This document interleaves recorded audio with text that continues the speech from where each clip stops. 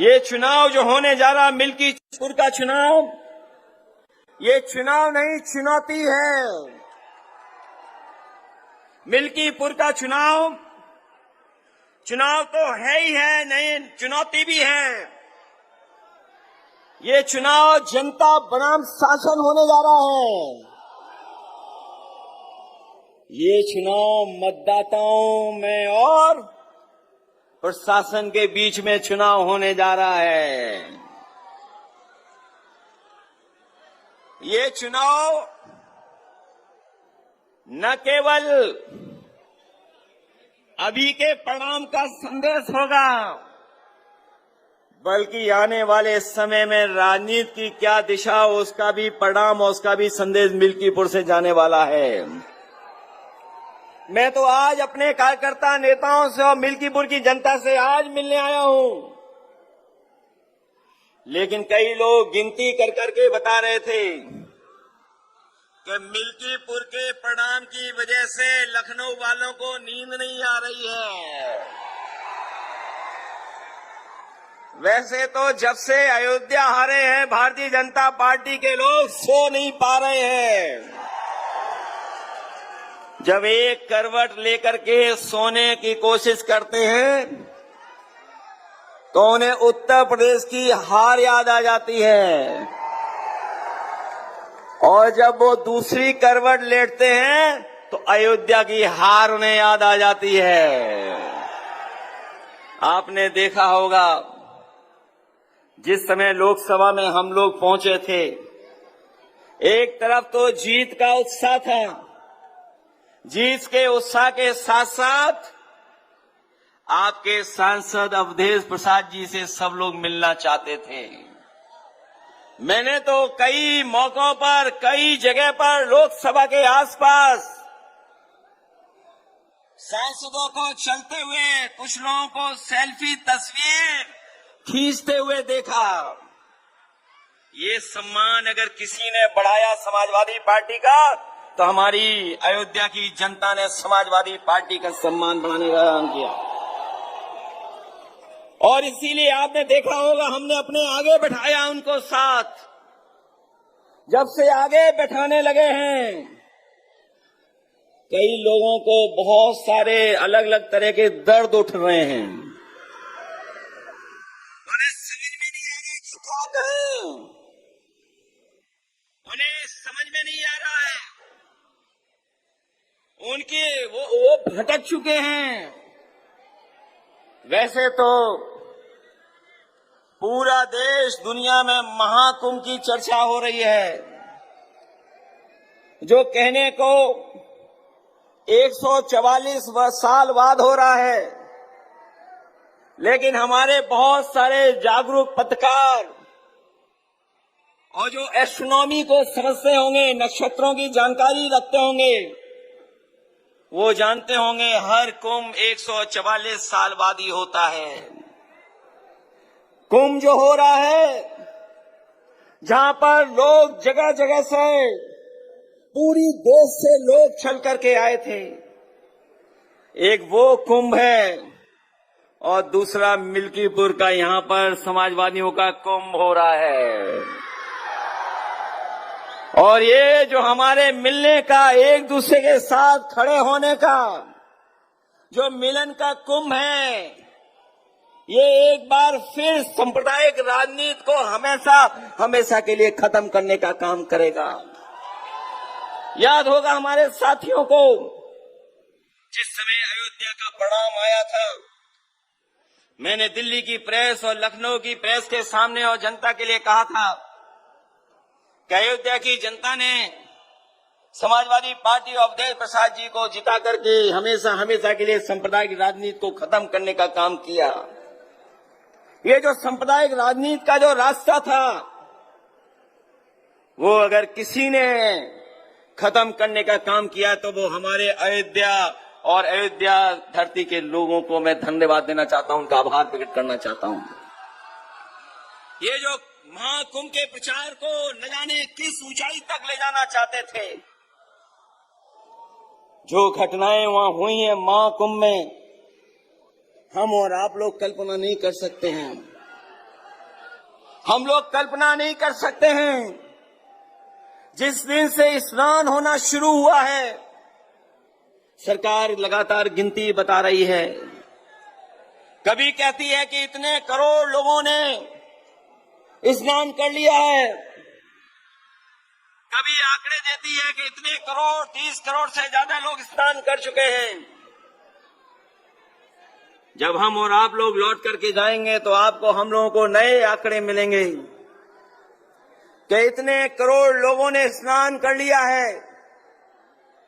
जो करोड़ों के आंकड़े दे रहे हैं, और मैंने सुना था उनका भाषण, तो अयोध्या में भी 16 करोड़ लोग आ चुके हैं, दर्शन कर चुके हैं। जो सोचिए करोड़ों का हिसाब किताब दे रहे हैं, वो वहां पर जिन लोगों की जान गई उनकी गिनती नहीं दे पा रहे हैं, उनके आंकड़े नहीं दे पा रहे हैं। ऐसा कभी नहीं हुआ था, ऐसा कभी नहीं हुआ, और जब कभी भी हुआ है तो उस समय की सरकारों ने स्वीकार किया है। ये पहले मुख्यमंत्री हैं जो सच्चाई को स्वीकार नहीं कर रहे हैं। कहते हैं कि हम 3 बजे से उठ करके इस पूरा इंतजाम देख लेते हैं, लेकिन जिस समय घटना होना शुरू हुई है, अगर उसी समय पर सरकार ने कुछ सही फैसले उठाए होते तो आज जिन लोगों की जान गई उनकी जान नहीं गई होती। कभी आप कल्पना कर सकते हो, जो करोड़ों गिन ले रहे हैं उन्हें 17 घंटे लगे सच बोलने पर, गिनती बताने पर, और जो अभी 30 की गिनती दी है वो गिनती सही नहीं है। वहां से जो जानकारी आ रही, जो सूचनाएं आ रही हैं, अभी भी बहुत सारी ऐसे लोग अपने परिवारजनों को ढूंढ रहे हैं, वो शायद मिल जाए हमें। 100 घंटे से ज्यादा हो गए हैं।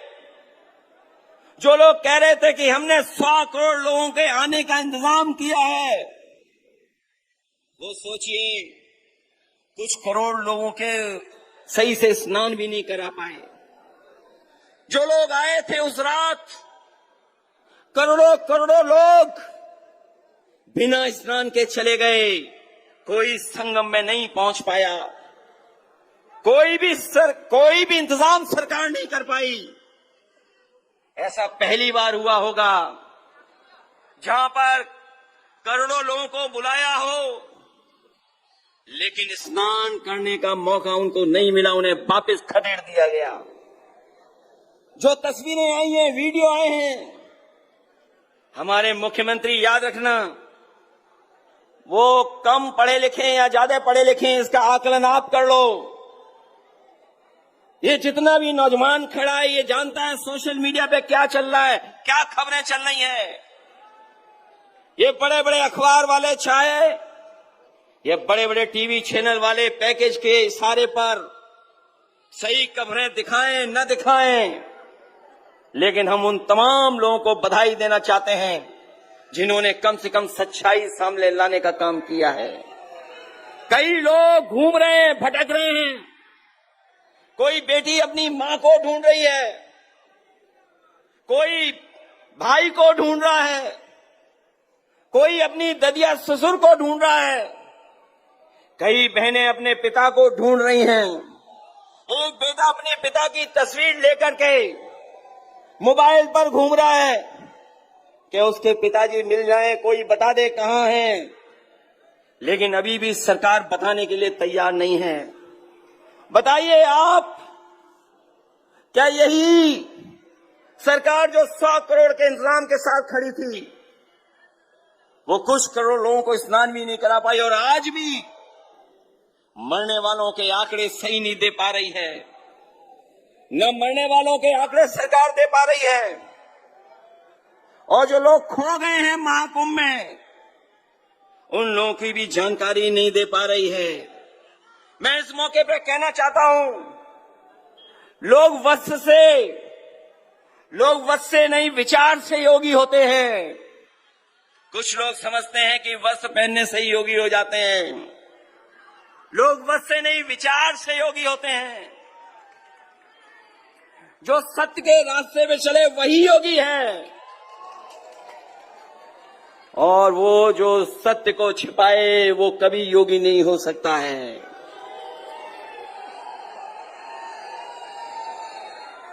कहते हैं मृत्यु सबसे बड़ा सत्य है, और कुछ लोग ऐसे भी हैं जो मृत्यु पर भी झूठ बोल रहे हैं। हम और आप लोग हैं, बताओ मृत्यु से बड़ा कोई सत्य हो तो बता दो। और कुछ लोग ऐसे हैं जो मृत्यु पे भी झूठ बोल रहे हैं। इसलिए हम उन्हें कहना चाहते हैं कि कम से कम जो लोगों की जान गई है उनके कम से कम आंकड़े सही दे दो, अगर आप सत्य बोलते हैं, अगर सत्य के रास्ते पर हैं। और सतयुग से लेकर के कलयुग तक आप पूरी जानकारी कर लो, हमारे सनातन परंपरा कभी नहीं टूटी। संत महात्मा साधु समाज मुहूर्त के हिसाब से शाही स्नान करते हैं, उसमें नक्षत्रों का हिसाब से सहयोग बनता है।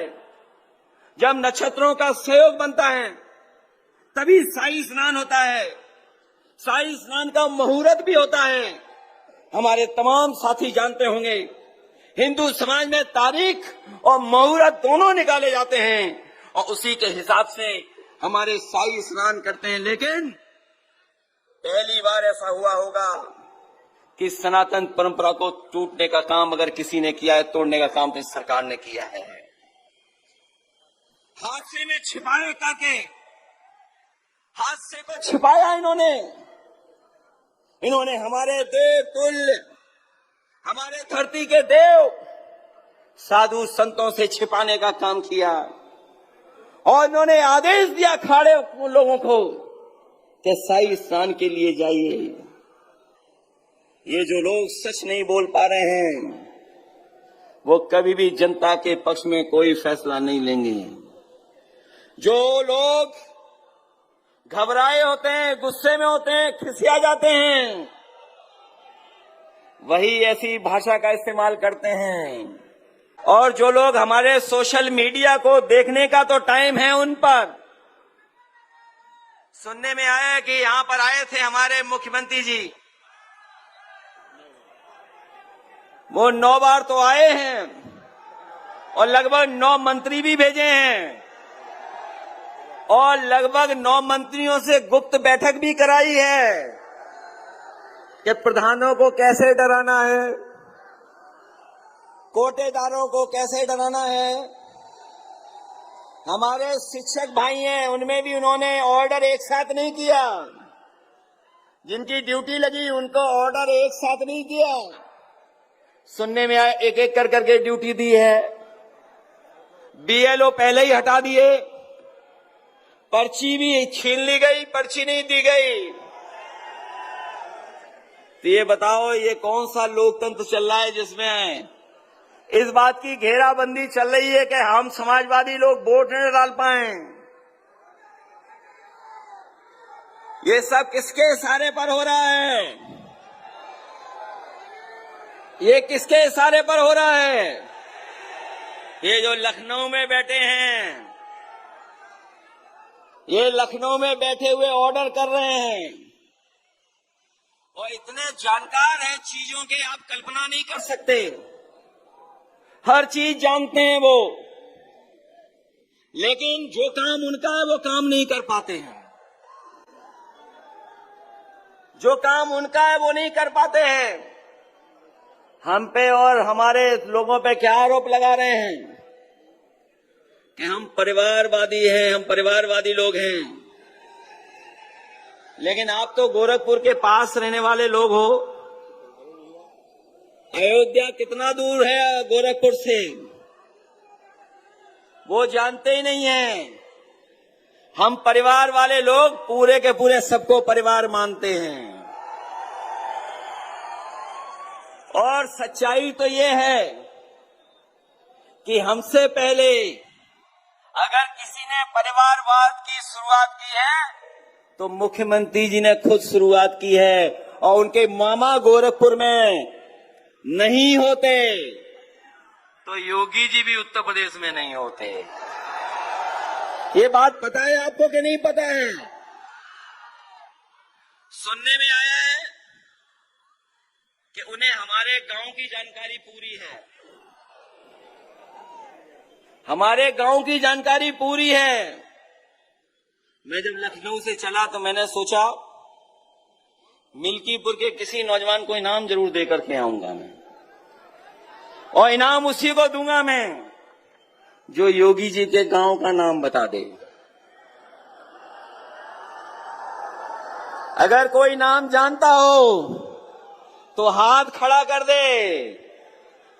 मैं अपनी जेब में आपके लिए इनाम लेके आया हूं। कोई गूगल मत कर लेना कोई भी। अरे मैं जानता हूं आप लोग गूगल कर लोगे। हमारे उत्तर प्रदेश के मुख्यमंत्री गूगल करना भी नहीं जानते हैं, और नहीं मानते तो पता कर लेना। वो नहीं जानते गूगल करना। गूगल करना जानते होंगे क्या? सोशल मीडिया के बारे में जानते होंगे क्या? और अगर सोशल मीडिया के बारे में जानते होंगे तो केवल इतना टाइप कर दें कि हैशटैग महाकुंभ भगदड़। उन्हें पत्रकार और अखबारों की जानकारी से नहीं, उस सोशल मीडिया से पूरी जानकारी मिल जाएगी कि आखिरकार सच्चाई क्या थी, कितनी भगदड़ मची, कितने लोगों की जान चली गई, न जाने कितने लोगों की चप्पल छूट गई, कपड़े छूट गए, और जो सामान छूटा आप कल्पना नहीं कर सकते हो। उसको जेसीबी से उठा करके ट्रॉली में भर करके इन्होंने फेंकने का काम किया है। और सुनने में यह भी आ रहा है कि जो ट्रैक्टर से भर करके सामान लेके गए, जो जेसीबी से सामान भरा गया, उसमें लाशें भी थी, सुनने में आ रहा है। मैं जानता हूं इस बार मिल्कीपुर की जनता इतना वोट देगी कि वो सीधे हो जाएंगे इस बार। बताओ, मदद करोगे सब लोग? सहयोग मिलेगा सबका हमें। ये इकलौता चुनाव है। हमारे कार्यकर्ता और जनता घबरा तो नहीं जाएगी? अरे घबराना नहीं। इन्होंने तो 9 चुनाव में जो बेईमानी की है वो जानते होंगे आप लोग। जो उपचुनाव हुआ था, बताओ इन्होंने पुलिस के दम पर बेईमानी की कि नहीं की? हम उन बहादुर महिलाओं को बधाई देना चाहते हैं। वो वीडियो आप सबने देखा होगा, जब एक पुलिस इंस्पेक्टर आकर के रिवॉल्वर तान दिया था उन महिलाओं के सामने, हमारी माताओं के सामने। वो माताएं घबराई नहीं।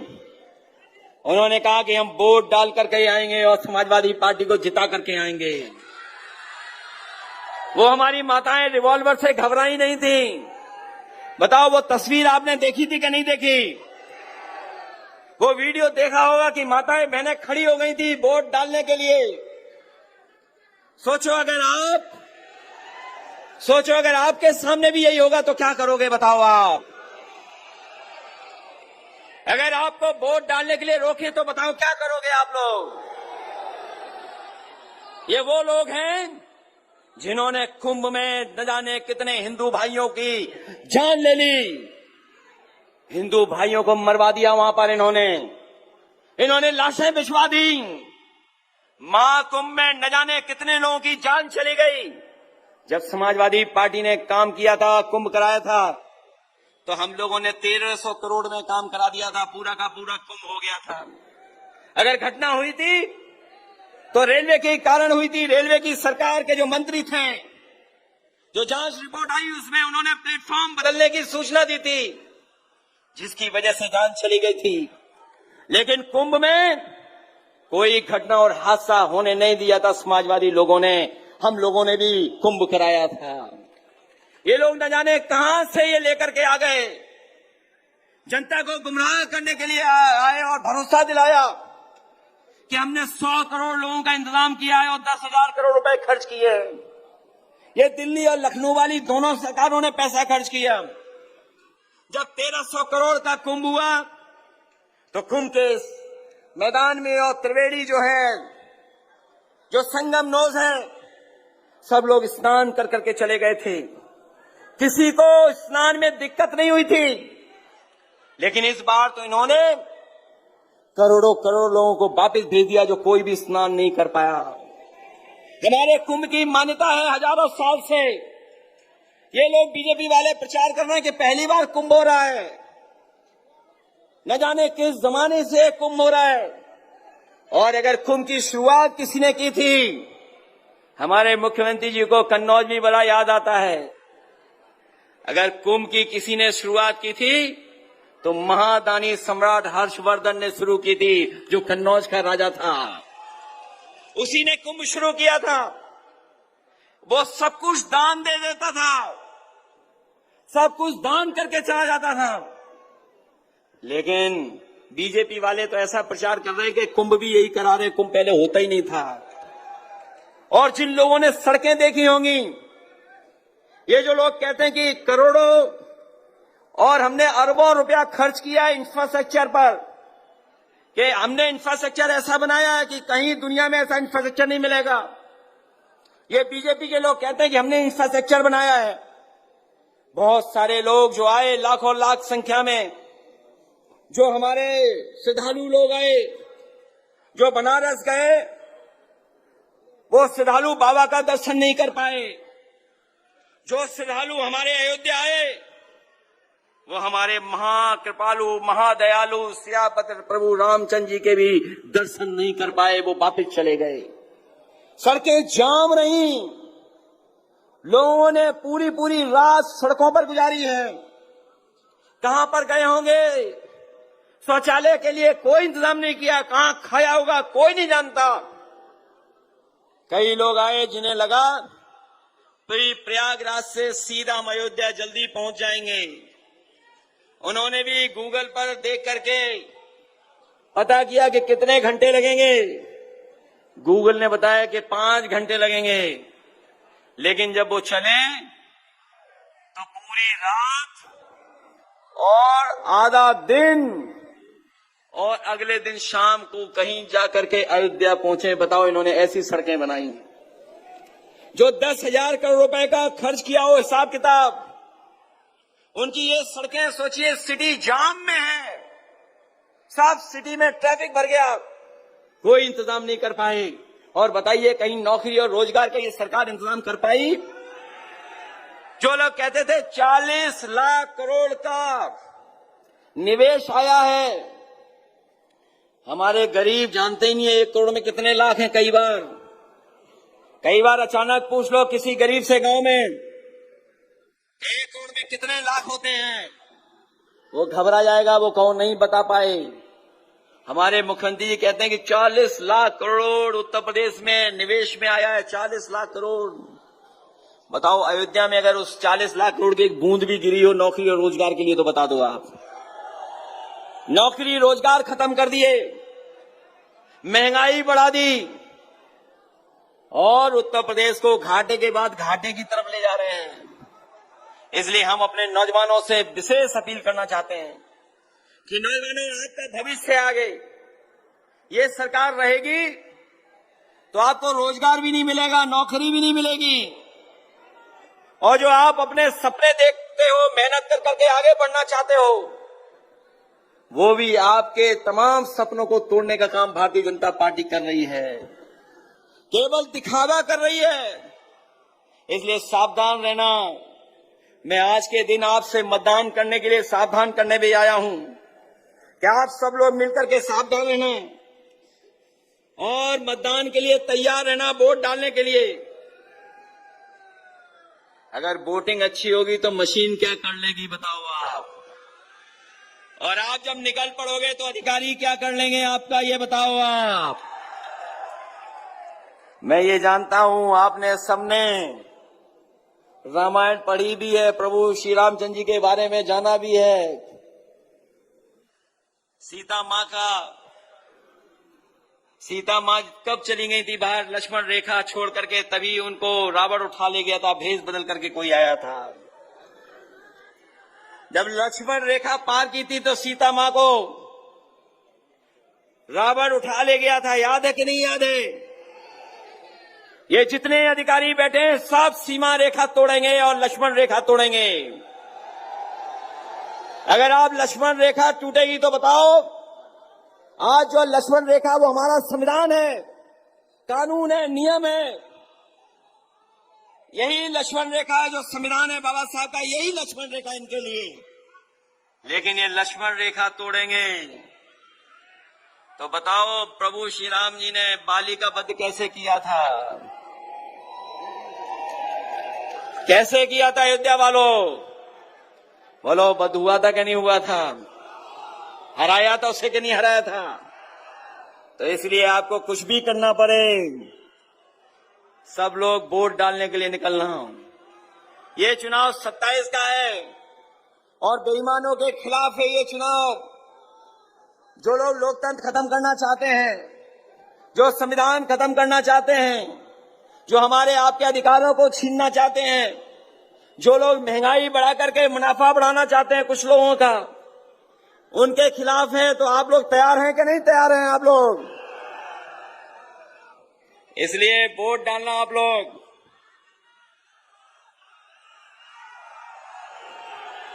उसने तो बहुतों की जान ली है, बहुतों की जान ली है।